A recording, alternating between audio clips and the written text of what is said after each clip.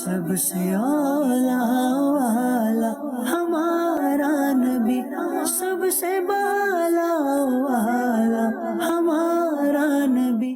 الحمدللہ رب العالمین والصلاة والسلام علی خاتم النبیین اما بعد فاعوذ باللہ من الشیطان الرجیم بسم اللہ الرحمن الرحیم الصلاة والسلام علیکہ یا رسول اللہ وعلی آلکہ واصحابکہ یا حبیب اللہ الصلاة والسلام علیکہ یا نبی اللہ وعلی آلکہ واصحابکہ یا نور اللہ۔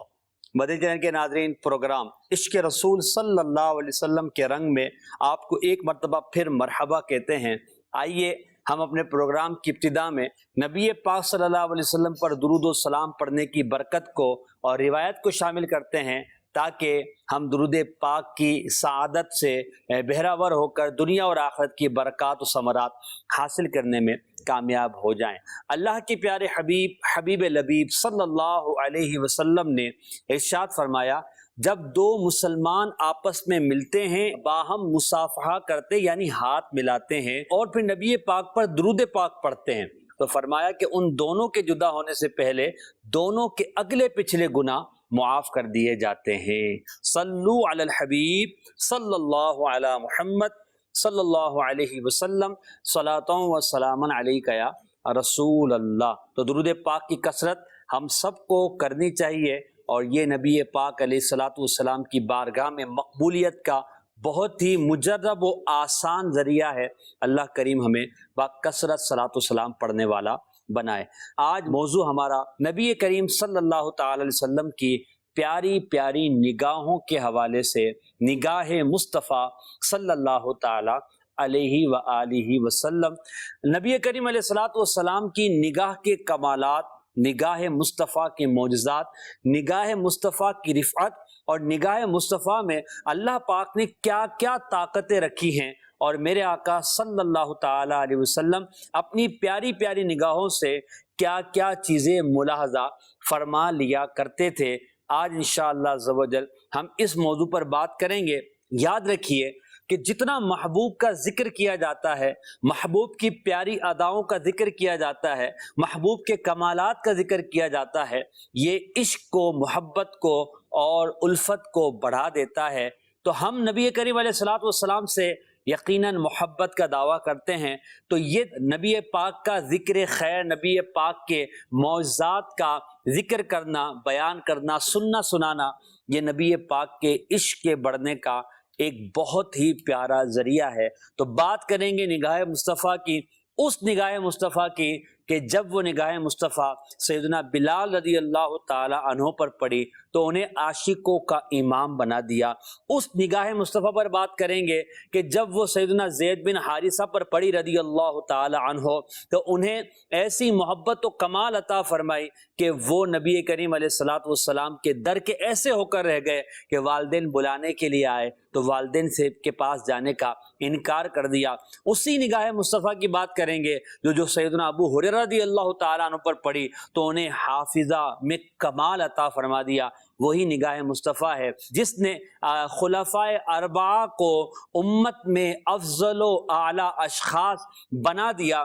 اس پیاری نگاہ کی بات کریں گے کہ وہ نگاہ جس طرف اٹھ گئی، دم میں دم آ گیا، اس نگاہ عنایت پہ لاکھوں سلام۔ اور نبی پاک صلی اللہ علیہ وسلم کی ان پیاری پیاری نگاہوں کے بارے میں آج ہم سنیں گے کہ جس طرف نبی پاک کی نگاہ پڑتی تھی وہاں روشنی ہو جایا کرتی تھی، وہاں جو ہے یوں کہیے کہ اسلام کا نور پھیل جایا کرتا، اور نبی پاک کی نگاہ کی اللہ پاک نے وہ طاقت رکھی کہ نبی پاک دور و نزدیک کو ملاحظہ فرمایا کرتے تھے۔ تو نگاہ مصطفیٰ پر بات کریں گے۔ ہمارے ساتھ مبلغ بھی تشریف فرما ہے محمد احمد بھائی، انشاءاللہ ان سے بھی گفتگو کریں گے۔ ہمارے ساتھ شاہ زیب بھائی بھی تشریف فرما ہے، نعت خواں اسلامی بھائی ہیں۔ تو میں چاہوں گا کہ ابتداً نگاہ مصطفیٰ پر آپ ایک شعر پڑھیں، پھر اب انشاءاللہ نگاہ مصطفیٰ پر نظم میں آپ کی طرف آتے ہیں، نثر میں انشاءاللہ مبلغ کی طرف پڑھیں گے۔ نگاہ لطف کے امیدوار ہم بھی ہیں، نگاہ لطف کے امیدوار ہم بھی ہیں، لیے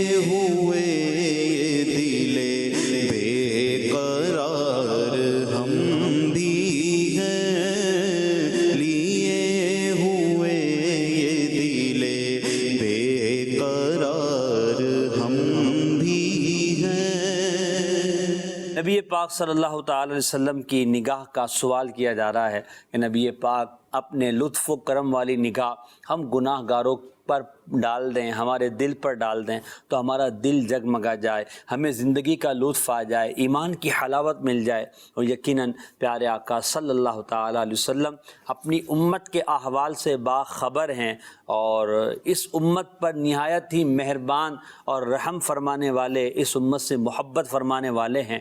تو آقا علیہ الصلوۃ والسلام کی پیاری پیاری نگاہوں کا سوال ہمیں کرتے رہنا چاہیے کہ جب ان کی نگاہ پڑے گی بگڑے کام انشاءاللہ عز و جل بن جائیں گے۔ نگاہ مصطفیٰ کے معجزات کے حوالے سے آج ہم بات کر رہے ہیں، آپ ہمارے ساتھ شامل رہیں۔ احمد رضا بھائی، نبی پاک کی پیاری نگاہوں کے بارے میں گفتگو ہو رہی ہے۔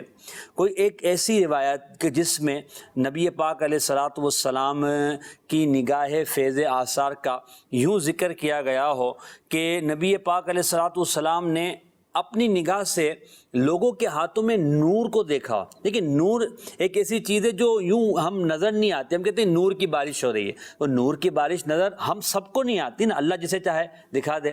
کیا نبی پاک علیہ الصلوۃ والسلام نے اس طرح نور کا بھی مشاہدہ فرمایا؟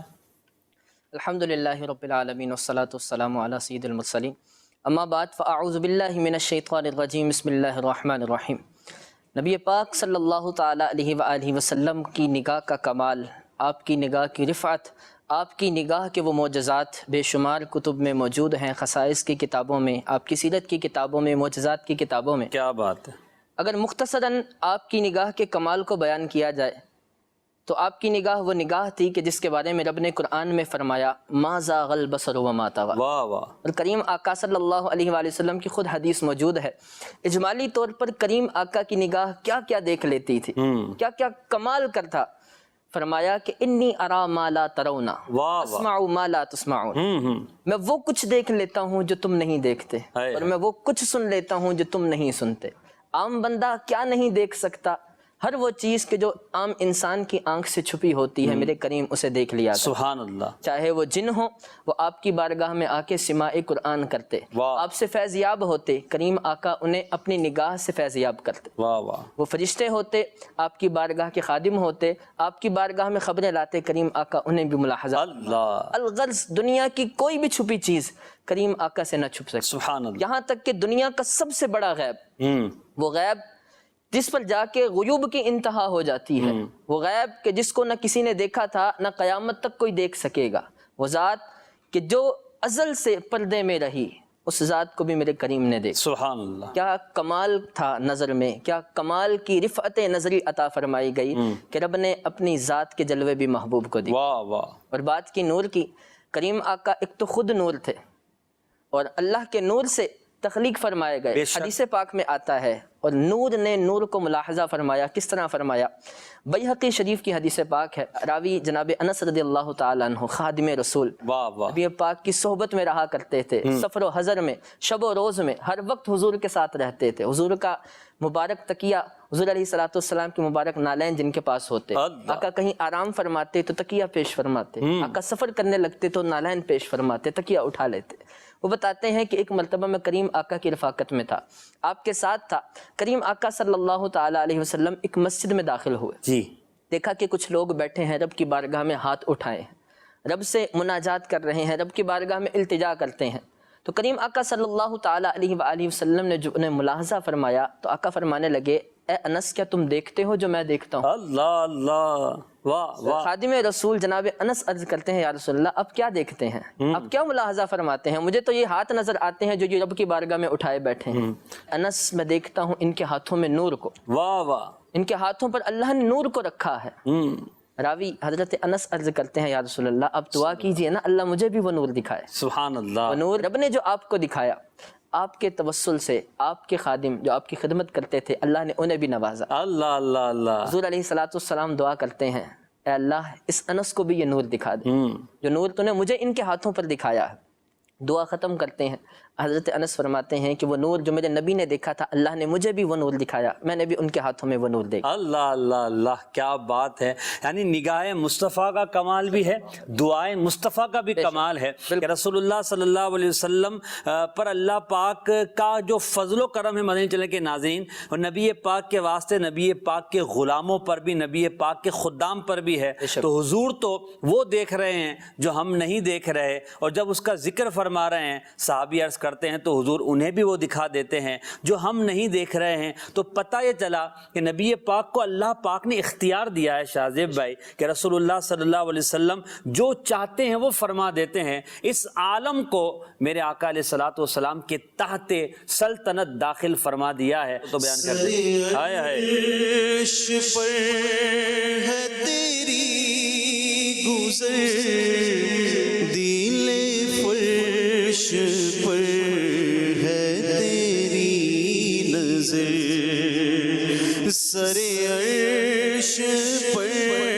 ہے تیری گزر، دل فرش پر ہے تیری نظر، ملکوت و ملک میں کوئی شے، ملکوت و ملک میں کوئی شے نہیں وہ جو تجھ پہ آیا نہیں، صلو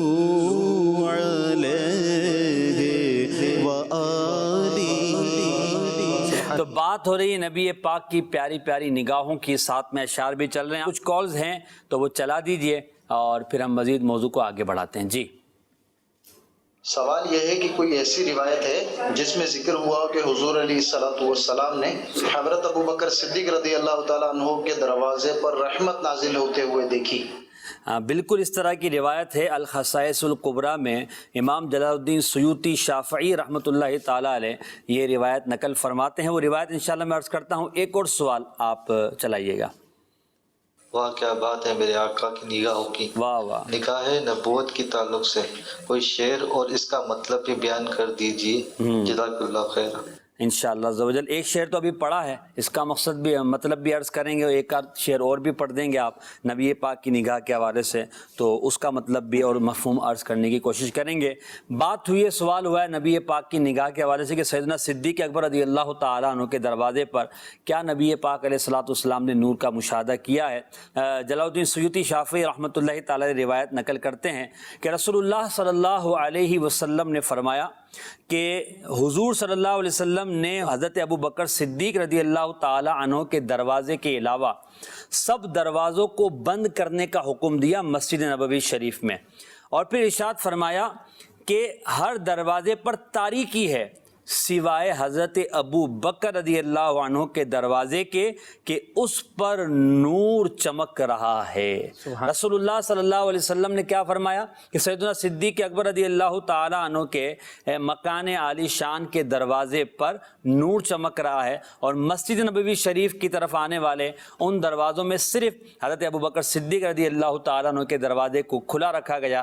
یہ فضیلت صدیق اکبر رضی اللہ تعالی عنہ کی بھی ایک دلیل ہے۔ اور اسی طرح کی ایک روایت حضرت مقدام رضی اللہ تعالیٰ عنہ روایت کرتے ہیں، حضرت عقیل اور حضرت ابو بکر رضی اللہ عنہ کے درمیان کچھ سخت کلامی ہو گئی، تو رسول اللہ صلی اللہ علیہ وسلم اٹھ کھڑے ہوئے اور ارشاد فرمایا کیا تم میرے دوست کو میری خاطر چھوڑ نہیں دیتے؟ تمہیں بھلا اس سے کیا نسبت؟ اللہ کی قسم تم میں سے ہر شخص کے گھر کے دروازے پر تاریکی ہے مگر ابو بکر کے دروازے پر نور جگمگا رہا ہے۔ تو یہ نبی پاک کی نگاہ کا کمال ہے کہ حضور نے حضرت ابو بکر صدیق رضی اللہ تعالیٰ عنہ کی فضیلت کو اور نور کو ملاحظہ فرمایا اور عوام میں بیان فرمایا۔ ایک شعر اعلیٰ حضرت کا پڑھا آپ نے، سر عرش پر ہے تیری گزر، دل فرش پر ہے تیری نظر۔ احمد رضا بھائی کتنا خوب اعلیٰ حضرت کلام فرماتے ہیں، سر عرش پر ہے تیری گزر، اور وہ معراج کی رات نبی پاک وہاں سے گزر بھی رہے ہیں اور لامکہ کی جو ہے وہ رفتوں پر گئے ہیں۔ سر عرش پر ہے تیری گزر، دل فرش پر ہے تیری نظر، یعنی ہمارے دلوں کی کیفیات کو حضور جانتے ہیں، اور یہ اپنی طرف سے نہیں کہا اعلیٰ حضرت نے، بلکہ احادیث مبارکہ کے اس طرح کے مفاہیم ہیں کہ ایک مرتبہ رسول اللہ صلی اللہ علیہ وسلم نے صحابہ سے فرمایا کہ میں تمہارے دل کے خشوع کو بھی جانتا ہوں، یعنی نماز کے اندر جو کیفیت ہے، تو نبی پاک علیہ الصلوۃ والسلام دل کی کیفیات کو جاننے والے ہیں۔ سارے عرش پر ہے تیری گزر، دل فرش پر ہے تیری نظر، ملکوت و ملک میں کوئی شے، اللہ پاک کی سلطنت میں، دنیا و جہان میں، اس پوری کائنات میں کوئی شے ایسی نہیں وہ جو تجھ پر عیاں نہیں، جو کہ آقا آپ کے سامنے ظاہر نہیں۔ یہی بات احمد رضا بھائی نے اپنے انداز میں ذکر کی تھی۔ ایک آدھ شعر اور بھی آپ نگاہ مصطفیٰ پر پڑھ دیجئے۔ تمہاری ایک نگاہ کرم میں سب کچھ ہے، تمہاری ایک نگاہ کرم میں سب کچھ ہے، تمہاری ایک نگاہ کرم میں سب کچھ ہے، پڑے ہوئے تو سرے راہ گزار ہم بھی ہیں، پڑے ہوئے تو سرے راہ گزار ہم بھی ہیں۔ یہ نبی پاک علیہ الصلوۃ والسلام سے عرض کرتے رہنا چاہیے کہ حضور دنیا اور آخرت میں ہماری بگڑی بنانے والے ہیں۔ احمد رضا بھائی، مثال مجھے بخار ہو جائے تو آپ کو نظر تو نہیں آئے گا بخار ہے، ٹیمپریچر چیک کرنے کے آلے آ گئے ہیں جس سے ہم چیک کرتے ہیں کہ بخار اتنا آپ کا ٹیمپریچر ہے، ڈاکٹر کو بھی نظر نہیں آتا بخار، بیمار کو بھی اپنا بخار نظر نہیں آتا، وہ کیفیت ہوتی ہے جو نظر آ رہی ہوتی ہے، ایک ایسی کیفیت ہے جو نظر نہیں آنے والی ہے، جس کو ہم حسی طور پر سامنے دیکھ نہیں سکتے، آنکھوں سے ملاحظہ نہیں کر سکتے، اسے پکڑ نہیں سکتے۔ بخار کو دیکھنا اور اس سے بات کرنا یقیناً یہ عام انسان کی کیفیت نہیں اور نہ عام انسان کے بس میں ہے۔ کیا رسول اللہ صلی اللہ تعالی علیہ وسلم نے بخار کو کسی مجسم صورت میں دیکھ کر اس سے کلام بھی فرمایا؟ جی بالکل، پیارے آقا صلی اللہ تعالیٰ علیہ وآلہ وسلم کی نظر کا یہ کمال تھا کہ ایک مرتبہ آپ کی بارگاہ میں بخار بھی حاضری دے رہا تھا، واہ واہ، اور مجسم صورت میں، جسم کی صورت میں آیا۔ کہتے ہیں کہ ایک مرتبہ نبی پاک صلی اللہ علیہ وآلہ وسلم کی بارگاہ میں بخار آیا، نبی پاک علیہ السلام کی بارگاہ میں حاضری کی اجازت طلب کی، کریم آقا صلی اللہ علیہ وآلہ وسلم نے دریافت فرمایا کون ہو؟ تو وہ کہنے لگا میں ام ملدم ہوں، بخار ہوں۔ کریم آقا صلی اللہ تعالی علیہ وآلہ وسلم نے ارشاد فرمایا اہل قبا کی طرف چلے جاؤ۔ اللہ اللہ۔ راوی کہتے ہیں کہ کچھ ہی عرصے بعد دیکھا گیا اہل قبا کے جو لوگ تھے سخت بخار میں مبتلا ہو گئے، اور ایسے بخار میں مبتلا ہوئے پھر وہ لوگ حضور کی بارگاہ میں حاضر ہوئے، پتہ تھا نا مشکل کشاں ہے، سبحان اللہ، آئے انہی کے پاس آ کے اپنی بات عرض کرتے ہیں، اپنی بگڑی بنانے والے یہی ہیں، آئے بارگاہ میں حاضر ہوئے، عرض کی یا رسول اللہ بخار نے آ لیا ہے، اور سبھی کو آ لیا ہے، بڑی تکلیف میں ہے، بڑے کرب میں ہے۔ کریم آقا صلی اللہ علیہ وسلم نے ارشاد فرمایا چاہو تو میں دعا کر دیتا ہوں، اللہ تم سے بخار اٹھا لے گا، چاہو تو صبر کرو یہ تمہارے گناہوں کو ساکت کرنے والا ہو۔ سبحان یا رسول اللہ اب دعا مت کیجئے، ہم بخار برداشت کریں گے، اس کے صدقے ہمارے گناہ ساکت ہو جائے۔ کیا بات ہے۔ یہاں پہ ایک تو نبی پاک علیہ الصلوۃ والسلام کا بخار کو ملاحظہ کرنا، بخار کا نبی پاک سے اجازت لینا، نبی پاک کا اس سے کلام کرنا، بخار کا نبی پاک، بخار بھی اللہ کی مخلوق ہے نا، بالکل بے شک، مخلوق کے خدا نبی پاک کو پہچانتی ہے، اور نبی پاک علیہ الصلوۃ والسلام ساری مخلوق کے لیے رحمت ہیں، تمام کے لیے رسول بنا کر بھیجے گئے ہیں، نبی بنا کر بھیجے گئے ہیں۔ یہ نبی پاک کی شان، ہر قسم کی مخلوق ہے نا، جتنی بھی کائنات میں اللہ کے مخلوقات ہیں۔ بالکل ایسا۔ ساتھ میں جو میں بات کرنا چاہ رہا تھا وہ یہ کہ صحابہ کرام علیہم رضوان کا کتنا خوبصورت انداز ہے کہ حضور کے فرمانے پر انہوں نے کیا کہا کہ حضور اگر آخرت میں ثواب ملتا ہو، آخرت کی بہتری ملتی ہو، اس کے بدلے میں جنت ملتی ہو، دنیا کی تھوڑی بہت تکلیف اٹھانے سے اگر ہمارے گناہ معاف ہوتے ہوں تو ہم ان چیزوں کو برداشت کرنے کے لیے تیار ہیں، یعنی بخار کی سختی کو برداشت کرنے کے لیے تیار ہیں۔ تو یہاں تکلیف میں، آزمائش میں اور پریشانی آنے کے وقت ہمیں یہ ذہن نہیں بنانا چاہیے احمد رضا بھائی کہ ہو سکتا ہے کہ اس کی وجہ سے ہمارے گناہ معاف ہو رہے ہوں اور یہ ہمارے درجات کی بلندی کا ذریعہ ہو۔ کیا کہتے ہیں؟ بالکل اسی طرح ہے کہ احادیث میں تو آتا ہے کہ مومن آدمی کو اگر کوئی کانٹا بھی چبھتا ہے جی تو اس کے بدلے بھی اس کے درجات کی بلندی سبحان اللہ سبحان اسے اس کے بدلے بھی نیکیاں ملتی ہیں. واہ واہ. تو انسان پر کوئی بھی مصیبت آئے، چھوٹی ہو بڑی ہو، جیسی بھی مصیبت ہو، اسے یہ تصور کرنا چاہیے میرے واویلا مچانے سے، میرے شور کرنے سے مصیبت ٹل نہیں جائے بے گی، شک. لیکن اگر میں صبر کر لوں گا تو اس مصیبت پر مجھے اجر مل جائے گا. صحیح میں صحیح. کسی کو نہیں بتاؤں گا، اپنے رب کی رضا پر راضی رہوں گا تو میرا رب مجھے اس کا اجر عطا فرمائے گا. یہ مصیبت میری دنیا کی بہتری کے لیے بھی کام آئے گی، میری آخرت کی بہتری کے لیے بھی بہترین واہ کارآمد واہ ثابت واہ. ہو. کیا بات ہے. اور یہ ہمیں جو ہے برداشت کرنا چاہیے، اللہ کی طرف سے آنے والی آزمائش پر ہمیں راضی رہنا چاہیے. ہم بات کریں نبی پاک کی نگاہ کی نا، جیسے آپ نے کہا بخار کو مجسم کسی صورت میں دیکھنا یا بات کرنا. دنیا جو ہے دنیا جیسے ہم کہتے ہیں تو دنیا خالی جیسے یہ زمین کو دنیا نہیں کہتے، دنیا میں اور بہت ساری چیزیں ہیں. ایک چیز ہے کہ دنیا سے بے رغبتی، دنیا قریب آ رہی ہے، دنیا کو دور بھگاؤ وغیرہ وغیرہ، اس طرح کی جو باتیں کی جاتی امام غزالی نے لکھا. تو دنیا کو ہم یوں مجسم صورت میں دیکھ کر دنیا سے بات کرنا یہ ہمارے اختیار میں نہیں ہے. مگر نبی کریم علیہ الصلوۃ والسلام نے دنیا کو ملاحظہ بھی فرمایا اور دنیا حضور کو پہچانتی بھی ہے، اور دنیا سے نبی پاک علیہ الصلوۃ والسلام نے گفتگو بھی فرمائی. زید بن ارقم رضی اللہ تعالیٰ عنہ روایت کرتے ہیں کہ ہم حضرت ابوبکر صدیق رضی اللہ تعالیٰ عنہ کے ساتھ تھے. آپ نے پانی طلب فرمایا، آپ کی خدمت میں پانی اور شہد پیش کیا گیا. یہ نعمتیں دیکھ کر آپ رونے لگے. آپ کی اس دل گداز آہو بکا کو دیکھ کر اور بھی لوگ جو تھے وہ رونے لگے. ساتھیوں نے پوچھا کہ حضور کیا بات ہے کہ آپ رو رہے ہیں، سامنے شہد ہے اور یہ اچھے اچھے کھانے پڑے ہیں. آپ رضی اللہ تعالیٰ عنہ نے فرمایا میں رسول اللہ صلی اللہ علیہ وسلم کے ساتھ ایک مرتبہ تھا، میں نے دیکھا کہ آپ صلی اللہ علیہ وسلم کسی چیز کو اپنی ذات سے دور فرما رہے ہیں، حالانکہ آپ صلی اللہ علیہ وسلم کے قریب کوئی اور چیز نظر نہیں آ رہی تھی. میں نے پوچھ لیا یا رسول اللہ آپ کس چیز کو اپنے آپ سے پرے ہٹا رہے ہیں، دور کر رہے ہیں؟ تو نبی پاک علیہ الصلوۃ والسلام نے فرمایا دنیا مثالی صورت میں میرے سامنے آئی تھی، میں نے اس سے کہا مجھ سے دور ہو جا، تو وہ پلٹ گئی اور کہنے لگی اگرچہ آپ مجھ سے دور ہو گئے ہیں مگر آپ کے بعد آنے والے لوگ مجھ سے دور نہ ہو سکیں گے. ہمیں یہ سیکھنے کو ملتا ہے کہ ہمیں دنیا سے بے رغبتی کرنی چاہیے، دنیا میں اس طرح دل لگانا کہ رب تبارک و تعالیٰ کی عبادت و اطاعت سے غافل ہو جانا یہ ایک مسلمان کا کام نہیں ہے. تو نبی پاک علیہ الصلوۃ والسلام کا دنیا کو مجسم انداز میں دیکھنا اور پھر اسے پرے ہٹانا، حضرت ابوبکر صدیق کا سوال کرنا اور نبی پاک کا جواب دینا، اور پھر دنیا کا نبی پاک کے کلام کو سننا اور نبی پاک کو جواب دینا، یہ ساری باتیں میرے آقا علیہ الصلوۃ والسلام کا کمال ہے. اور میرے آقا علیہ الصلوۃ والسلام کی تو کیا بات ہے، اعلیٰ حضرت رحمۃ اللہ تعالیٰ علیہ فرماتے ہیں نا جس طرف اٹھ گئی دم میں دم آ گیا، جس طرف اٹھ گئی دم میں دم آ گیا، اس نگاہ عنایت پہ لاکھوں سلام، اس نگاہ عنایت پہ لاکھوں سلام. آئیے کچھ کالز شامل پروگرام کرتے ہیں. جی تو آپ کے پروگرام میں میرا یہ سوال ہے، اللہ کی رحمت نازل ہوئی یا ہوتی ہے، وہ رحمت بظاہر ہمیں تو نظر نہیں آتی، مگر کیا ہمارے آقا صلی اللہ تعالیٰ علیہ وسلم کو رحمت اللہ کو دیکھتے تھے؟ کا جو ہے تفصیلی جواب عطا فرما دیں.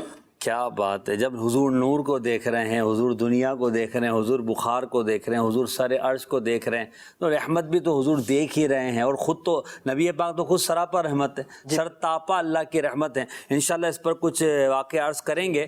ایک کال اور دے دیجیے. ماشاء اللہ، بڑا ہی بابرکت آپ کا سلسلہ ہے. آپ کے سلسلے کی جو خصوصیات ہے، سرکار علیہ الصلوۃ والسلام کا ذکر و خیر ہوتا ہے، مزید عشق رسول میں اضافہ ہوتا ہے. پیارے پیارے مدنی پھول ہمارے مبلغین عطا کرتے ہیں اور مزید عشق رسول بڑھتا ہے. آج جو سلسلے کا موضوع ہے، پڑ گئی جس پہ محشر میں بخشا گیا، اس نگاہ عنایت پہ لاکھوں سلام. واہ واہ، ماشاء اللہ، آپ کی حوصلہ افزائی کا بہت شکریہ. صلو علی الحبیب صلی اللہ علیہ محمد صلی اللہ علیہ وسلم. جی تیری ایک نظر کے طالب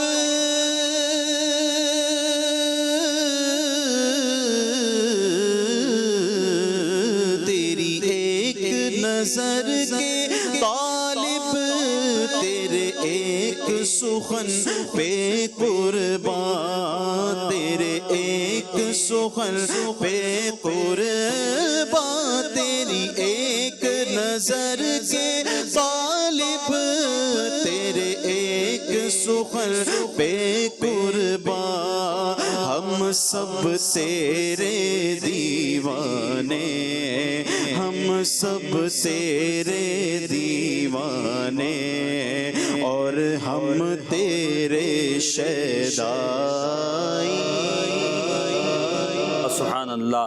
اللہ کریم ہمیں اپنے اس دعوے میں سچا بھی فرمائے، اور نبی پاک علیہ الصلاۃ والسلام کے محبت کرنے والوں عاشقوں میں ہمارا شمار فرمائے، قیامت میں ہمیں انہی کے ساتھ رکھے۔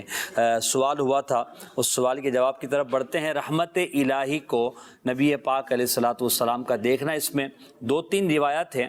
ایک روایت عرض کرتا ہوں، حضرت عبداللہ ابن مسعود رضی اللہ تعالیٰ عنہ روایت کرتے ہیں کہ ایک مرتبہ رسول اللہ صلی اللہ علیہ وسلم ایک محفل میں شریک ہوئے، آسمان کی طرف نگاہ اٹھائی، پھر نیچے کی طرف آپ نے نگاہ کر لی، پھر دوبارہ آسمان کی طرف نگاہ اٹھائی، تو نبی پاک علیہ الصلوۃ والسلام سے لوگوں نے پوچھا، یا رسول اللہ آپ نے یہ ایسا کیوں کیا؟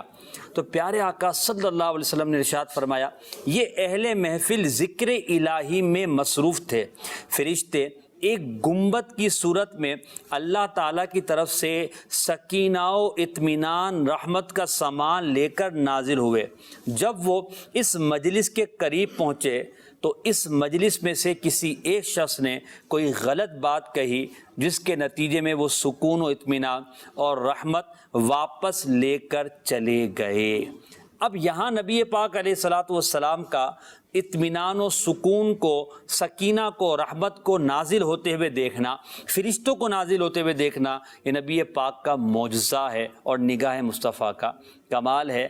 مگر ساتھ میں یہ بھی ہے کہ جہاں پر اللہ کے ذکر کی محفل ہوتی ہے، قرآن پاک کی تلاوت کی جاتی ہے، نیکی کی دعوت کی بات ہوتی ہے، دین کی بات ہوتی ہے، ذکر اللہ ہوتا ہے، وہاں رحمت الہی نازل ہوتی ہے۔ اور ساتھ میں یہ بھی پتہ چلا کہ جب بندہ کوئی غلط بات کہتا ہے تو رحمتوں کا جو نزول ہو رہا ہوتا ہے وہ بند ہو جاتا ہے۔ لہٰذا ہمیں اپنی زبان کو غلط باتوں سے بھی بچانا چاہیے، ذکر اللہ سے تر رکھنا چاہیے، اپنی مجلسوں کو، اپنی نشستوں کو، اپنی محفلوں کو ایسی باتوں سے پاک رکھنا چاہیے کہ جو رحمت کے نزول کے دروازوں کو بند کر دے۔ ہمیں اللہ پاک کی رحمت ہر وقت طلب کرتے رہنا چاہیے۔ تو یہاں نبی پاک علیہ الصلوۃ والسلام کا رحمت کے نازل ہونے کو ملاحظہ فرمانا، اس کا ذکر کیا گیا۔ اچھا احمد رضا بھائی، رحمت کو نازل ہونے کو دیکھ لیا۔ اچھا ہم دنیا میں جنت کے بارے میں سنا ہے، دوزخ کے بارے میں بھی سنا ہے، آسمانوں کے بارے میں بھی سنا ہے، چاند کے بارے میں، چاند کو جو ہم دیکھتے ہیں، مگر آسمان کو، جنت کو اور دوزخ کو ہم نے دیکھا نہیں ہے۔ بلکہ جنت کے بارے میں تو خود رسول اللہ صلی اللہ علیہ وسلم نے فرمایا کہ نہ کسی آنکھ نے دیکھا، نہ کسی کان نے سنا، نہ کسی دل میں اس کا خیال آیا۔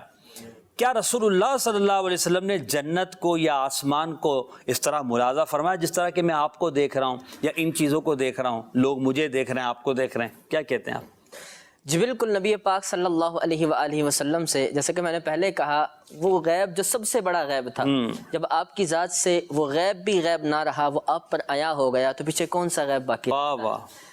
معراج کی رات نبی پاک صلی اللہ علیہ وآلہ وسلم جنت کی سیر کے لیے بھی تشریف لے گئے تھے جی۔ اور بعض احادیث میں آتا ہے کریم آقا صلی اللہ علیہ وسلم ایک مرتبہ نماز کی حالت میں تھے، امامت فرما رہے تھے، تو کریم آقا صلی اللہ علیہ وسلم نے فرمایا، میں نے قبلے کی طرف جو دیوار ہے اس پر دیکھا کہ مجھے جنت میں انگوروں کے خوشے نظر آئے۔ غالباً وہ سورج گہن کی نماز تھی، طویل نماز پڑھے تو نبی پاک آگے ہوئے، پیچھے کی طرف آئے تو صحابہ نے پوچھا، رسول اللہ یہ عمل نماز میں کیوں کیا؟ واہ کیا بات ہے۔ تو کریم آقا صلی اللہ علیہ وسلم نے ارشاد فرمایا تھا کہ میں نے دیکھا مجھے جنت دکھائے گی اپنی اگلی دیوار کے اندر، میں نے چاہا کہ میں آگے بڑھ کے اس کے خوشے توڑ لوں، اور اگر میں توڑ لیتا تو تم رہتی دنیا تک اسے کھاتے رہتے، وہ کبھی ختم نہ۔ اللہ اکبر اللہ۔ آسمانوں کو دیکھنا، زمین کو دیکھنا اور ہر چیز کو دیکھنا۔ واہ واہ۔ آسمان و زمین کے بارے میں روایات آتی ہیں، کریم آقا فرماتے ہیں میرے رب نے میرے دونوں شانوں کے درمیان اپنا دست قدرت رکھا، سبحان اللہ۔ جب رکھا تو میں نے اس کی ٹھنڈک اپنے سینے میں پائی، واہ واہ۔ پھر جب دست قدرت رکھ دیا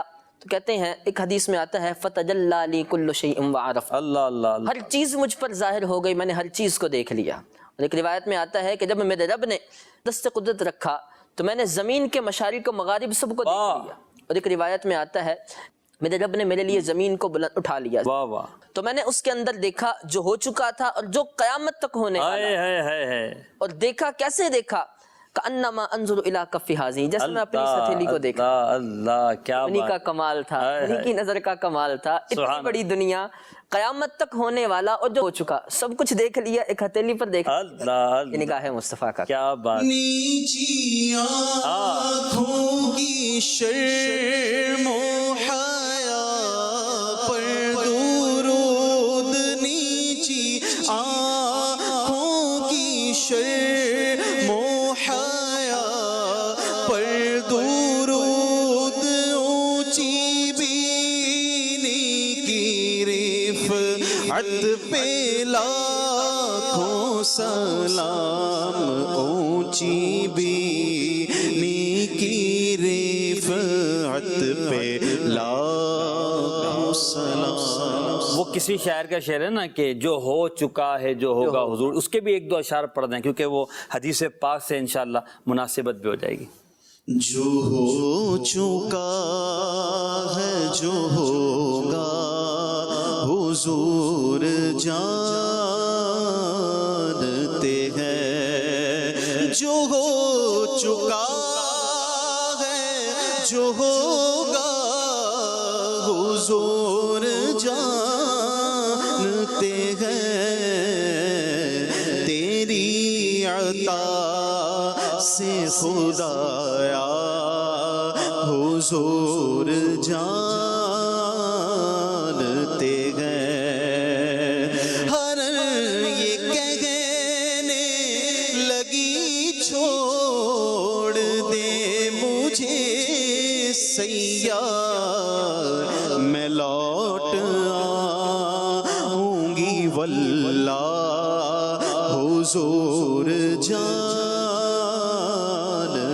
ہیں، کہاں مریں گے ابو جہل و عتبہ و شیبہ، کہ جنگ بدر کا نقشہ حضور جانتے ہیں۔ دیکھیں ہم قبرستان جاتے ہیں تو قبرستان کو ظاہری صورت میں ہم قبرستان کی قبروں کو دیکھتے ہیں کہ جو مٹی کے ٹیلے ہیں، ایک ایک بلاک رکھا ہوا ہے، یا جو بھی صورتحال نظر آتی، کسی پر جو ہے پودا اگا ہوا ہے، کسی پر کوئی صورت بنی ہوئی ہے، مگر اندر کیا ہے اس کو ہم نہیں دیکھ سکتے، ٹھیک ہے، ہمیں نظر بھی نہیں آتا۔ مگر میرے آقا علیہ الصلوۃ والسلام کی نگاہ کا کمال کیا ہے کہ حضور زمین پر رہتے ہوئے زمین کے اندر کے حالات کو بھی جانتے ہیں۔ اس طرح کی کتنی روایات ہیں کہ رسول اللہ صلی اللہ تعالی وسلم جب ایک مرتبہ دو قبروں کے پاس سے گزرے تو نبی پاک علیہ الصلوۃ والسلام نے فرمایا کہ ان دونوں کو عذاب ہو رہا ہے، اور کسی بڑے گناہ کی وجہ سے نہیں، بلکہ ان میں سے ایک پیشاب کے چھینٹوں سے نہیں بچتا تھا اور دوسرا چگل خوری کیا کرتا تھا۔ حضور نے قبر کے اندر ہونے والے عذاب کو بھی دیکھا اور کس وجہ سے عذاب ہو رہا ہے اس کو بھی آپ جان گئے، تو پھر ہم کیوں نہ کہیں کہ نبی پاک علیہ الصلوۃ والسلام جو ہو چکا ہے جو ہوگا حضور جانتے ہیں۔ یہ نبی پاک کی نگاہ کا کمال ہے، اور نبی پاک ہمارے دلوں کی کیفیات کو بھی جانتے ہیں۔ تو ہم نبی پاک سے عرض کرتے ہیں کہ حضور آپ ہمارے دل پر اپنی نگاہ فیض آثار ڈال کر ہمارے دل کو پاک کو صاف کر دیجئے، اور اپنی محبت کا آپ گینا بنا دیجئے، ہمارے سینے کو اپنی محبت کا مدینہ بنا دیجئے۔ کچھ کالز ہیں، کال لے لیتے ہیں اور پھر مزید کچھ موضوع پر بھی بات کریں گے۔ جی میرا سوال یہ ہے کہ ہم ایسے کون سے کام کریں کہ جس کی وجہ سے حضور علیہ الصلوۃ والسلام کی نگاہ ہم پہ پڑ جائے؟ کیا بات ہے، دیکھیں جو کام محبوب کو پسند ہوتے ہیں نا وہ نگاہ کے اٹھنے کا پڑھنے کا ذریعہ بنتے ہیں۔ میرے آقا علیہ الصلوۃ والسلام نے جن چیزوں کا حکم دیا، نبی پاک علیہ الصلوۃ والسلام کی سنتیں، نبی پاک صلی اللہ علیہ وسلم کی ادائیں، نبی کریم علیہ الصلوۃ والسلام کے صحابہ کرام علیہ رضوان سے محبت، اہل بیت سے محبت، یہ ساری چیزیں نبی پاک کی نگاہ کے حاصل کرنے کا ذریعہ ہے۔ اپنی زندگی کو نبی پاک کی شریعت کے ماتحت کر دیجئے، نبی پاک کی نگاہ انشاءاللہ آپ کو ملے گی، اور ایسی نگاہ ملے گی کہ انشاءاللہ اندر باہر سب اچھا ہو جائے گا، اجالا ہو جائے گا، ظاہر ہو جائے گا، چمک جائے گا، جگمگا جائے گا، کیونکہ ان کی نگاہ فیض آثار ہی نے تو عالم کو چمکا رکھا ہے۔ ایک دل ہمارا کیا ہے، آزار اس کا کتنا.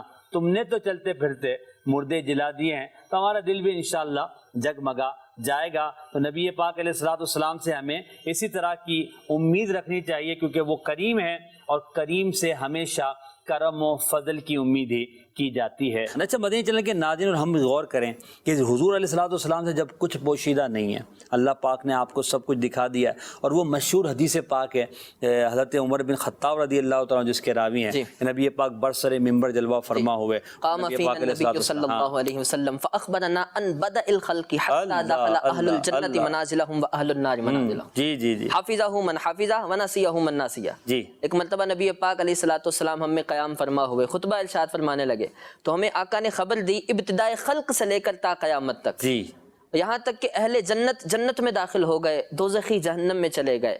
تو راوی کہتے ہیں, حضرت عمر کہتے ہیں, ہم میں سے جس نے یاد کیا سب کچھ یاد کر سکا وہ یاد کر پایا, اور جو نہ یاد رکھ سکا وہ کچھ نہ کچھ یاਦ رکھ پایا, باقی بھلا بیٹھا. یعنی اب حضور نے سب بیان کر دیا ایک نشست میں, صحابہ نے سن لیا.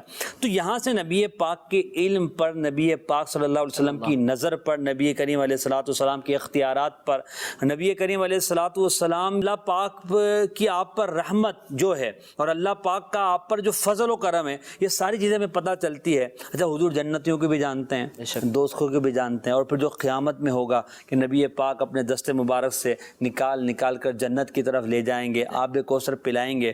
نبی پاک اپنی امت کو پہچانتے ہیں اور اب بھی پہچانتے ہیں, بلکہ نبی پاک کی بارگاہ میں اعمال پیش کیے جاتے ہیں امت کے. تو احادیث میں اس طرح کے ہیں کہ اچھے اعمال جو ہے وہ جب نبی پاک کی بارگاہ میں پیش کیے جاتے ہیں, اس سے نبی پاک علیہ السلام خوشی ہوتی ہے.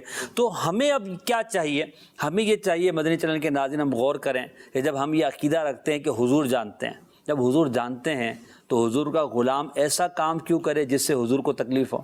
جب ہم یہ عقیدہ رکھتے ہیں کہ نبی پاک کی نگاہ فیض اثار سے ہمارے دل کے حالات چھپے ہوئے نہیں ہیں, جب ہم یہ ذہن رکھتے ہیں تو پھر ہم وہ کام کیوں کریں کہ جس سے نبی پاک صلی اللہ تعالیٰ علیہ وسلم کو رنجیدگی ہو اور نبی کریم علیہ الصلوۃ والسلام کو وہ کام پسند نہ آئے. جبکہ ہم یہ قرآنی آیت پڑھتے ہیں, سنتے ہیں, حریص علیکم بالمؤمنین رؤوف الرحیم, یہ آیت مبارکہ ہم پڑھتے ہیں, سنتے ہیں, اور نبی پاک کی اس عظمت و شان کو ہم جانتے ہیں. تو پھر ایک امتی کا, ایک عاشق رسول کا انداز کیا ہونا چاہیے, اسے ہمیں سمجھنا ہے کہ جب ہم اپنے آقا سے محبت کا دعویٰ کرتے ہیں اور یہ جانتے ہیں کہ حضور صلی اللہ علیہ وسلم ہمیں ملاحظہ فرما رہے ہیں, ہمارے اعمال حضور کی بارگاہ میں پیش کیے جا رہے ہیں, تو ہمیں اپنی زندگی کو ایسا کرنا چاہیے کہ ہمارے اعمال کو دیکھ کر, ہماری چیزوں کو دیکھ کر نبی پاک علیہ الصلوۃ والسلام کے قلب اطہر کو خوشی محسوس ہو, اور نبی پاک کے ہاتھ دست مبارک دعا کے لیے اٹھ جائیں, اور نبی کریم علیہ الصلوۃ والسلام اپنی رضا کا مجدہ ہمیں سنا دے, اور ہم سے وہ کام لے لیے جائیں کہ جو ہمیں اللہ پاک کی بارگاہ میں سرخروئی دے, نہ یہ کہ ہم ایسے کام کریں کہ آقا علیہ الصلوۃ والسلام ہم سے رنجیدہ ہو جائیں, ناراض ہو جائیں. اللہ کریم ہمیں آقا علیہ الصلوۃ والسلام کی پیاری پیاری نگاہ کے فیض سے مالا مال فرمائے, اور ہمیں نبی پاک علیہ الصلوۃ والسلام سے سچی محبت عطا فرمائے. میں یہ عرض کروں گا کہ اپنے آپ کو چیک کریں اور آقا علیہ الصلوۃ والسلام کی بارگاہ میں اپنے اچھے اعمال پیش کرنے کی کوشش کریں, تاکہ وہ ہمارے لیے دعا بھی فرمائیں اور قیامت میں نبی کریم ہماری شفاعت بھی فرمائیں. اعلیٰ حضرت امام اہل سنت کا بڑا ہی پیارا شعر ہے, مشہور زمانہ ہے, جس میں آپ جو ہے وہ عرض کرتے ہیں بارگاہ رسالت میں کہ آقا ہم سے وہ کام لے لیجئے کہ جس سے آپ کی رضا حاصل ہو جائے اور رضا کا نام وہ بہتر ہو جائے. میں چاہوں گا کہ اپنے پروگرام کو ہم اسی شعر پر ختم کریں, تاکہ ہمارے حق میں بھی یہ دعا قبول ہو جائے, اور ہم بھی کاش وہ کام کرنے والے بن جائیں جس سے نگاہ مصطفیٰ حاصل ہو. اصل میں نگاہ مصطفیٰ حاصل کرنے کے لیے بھی تو کچھ کرنا پڑے گا نا. ہم کسی کی توجہ حاصل کرنے کے لیے دنیا میں بہت کچھ کرتے ہیں کہ بھئی اس کی توجہ مل جائے. اب جن کی توجہ چاہیے ہمیں, ان کی رضا والے کام کریں گے تو توجہ ملے گی. تو کاش ہم ایسے کام کرنے میں کامیاب ہو جائیں کہ نگاہ مصطفیٰ ہم پر پڑ جائے. ہم آپ سے اجازت چاہیں گے اور یہ عرض کریں گے کہ آپ جو ہے نبی کریم علیہ الصلوۃ والسلام کو راضی کرنے والے کام کریں, تاکہ دنیا اور آخرت میں ہمیں نبی پاک کی رضا اور نبی پاک کی خوشنودی اور شفاعت نصیب ہو. آخر میں اعلیٰ حضرت کا شعر پڑھتے ہیں اور اسی پر ہم پروگرام کا اختتام کرتے ہیں. کام وہ لے لیجئے تم کو جو راضی کرے. کام وہ لے لیجئے تم کو جو راضی کرے, کام وہ لے لیجئے تم کو جو راضی